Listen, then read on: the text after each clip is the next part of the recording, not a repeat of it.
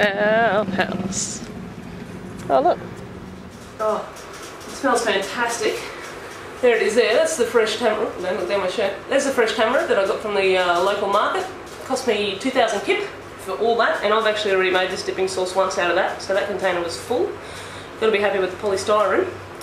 And let's make this easy dipping sauce. I'm just going to pop that into a pan. Aluminium, of course, over here, which is unfortunate, but that's the way it is. Just going to spread it apart a little bit with my fingers. So for those of you that don't know tamarind, it's all pretty much full of seeds. There isn't an outside coating on it, which is quite sticky when you start playing with it.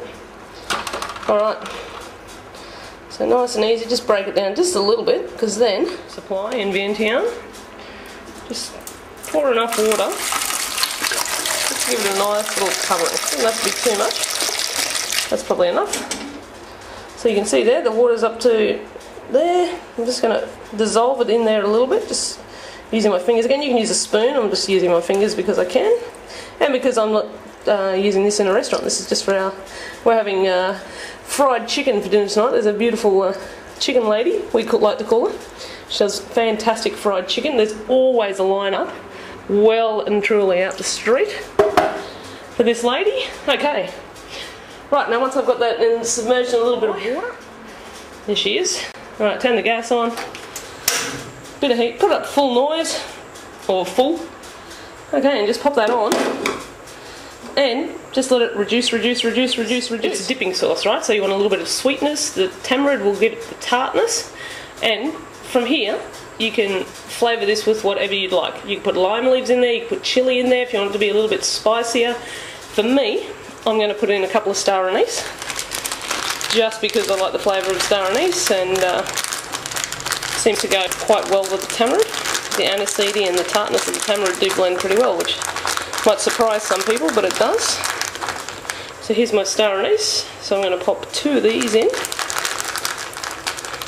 There we go, 2 star anise. Now depending on how you get your palm sugar, maybe you'd want to add 2 or 3 tablespoons if it's a liquid that you get in your palm sugar.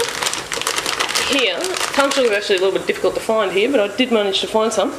This is what we get. Little swirls, just obviously piped out into a swirl. It's quite hard,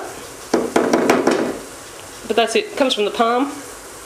Using a spoon obviously now to stir, because the palm sugar, as it starts to melt, it will stick to you and be really quite painful if it's hot and you get it over. These are coming off our tree out in the front yard. They're grandma's. She loves them. The whole tree was full. They're still, like, they're a little bit tough, but we're ripening them up, and there's look at the size of them. Oh, beautiful. And everyone loves them. We certainly do. The tamarind, it actually swells up and softens quite nicely. It's really quite soft now in relation to how stiff it was. And you can also see with my bubbles, see the way they're getting bigger? There's still plenty more to go in there, but big bubbles is what you want. Big bubbles, no troubles. Oh, look at that. The sugar's melted, and now we're just going to let it reduce. Well, it hasn't quite fully melted, but it's definitely getting there. That's how much the palm sugar's broken down. And we're just going to let that reduce to the consistency that we want. Some lime leaves, and the aroma coming out of them is just fantastic. You can see how that's like thickening up now as we speak. It's a good idea to check for sweetness. Make sure it's to your tasting, liking. Just on the end of a spoon. Taste with your finger. It's on here. I've put 1.5 palm sugar into it, and you can see, look at how thick it's becoming. And I'm actually just going to add another half, just because I like it a little bit sweeter. And I'm also, because you can see how the bubbles are becoming quite big, and it's, you know, starting to look quite thick, I'm going to add a little bit more water to it, just to make sure that it doesn't stick and catch and burn. To a stage where you're happy with the thickness of it, and this, I'm pretty happy with this. This is, you can see I've got big bubbles coming through. You can see almost like the sugariness of the bubbles, just like making a caramel for those, but you're making a tamarind caramel. And so I'm turning it off. Now you have to remember with this, is that as it cools, it will continue to thicken. So just because you're looking at it now and it's hot and it still looks a bit loose and runny, don't worry yourself, because when it cools, it will become up to dipping sauce consistency. So you don't want anything, you don't want it too solid, but you don't want it too runny either. But I'm happy with this, and look at it still bubbling away as we go. So once you've done that, find yourself a strainer. Unfortunately, all I've got is a big pasta strainer here. Something finer would be nicer, but you've got to make do with what you've got. And strain, so just strain that in. Oh, look at that, listen to that. Oh, beautiful. And you might need to help it through, because it is quite thick. Here in the Vegemite jar is my tamarind sauce. Just putting it into a dipping bowl, see that? Did you see the consistency? Oh. Look at the glossy, a little bit thick, but not too thick. Alright, and over here, dun, dun, dun,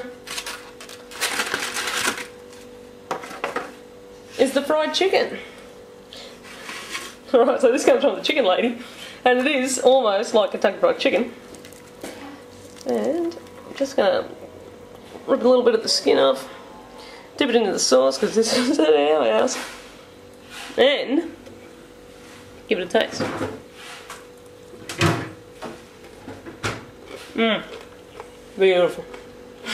Doesn't get any better.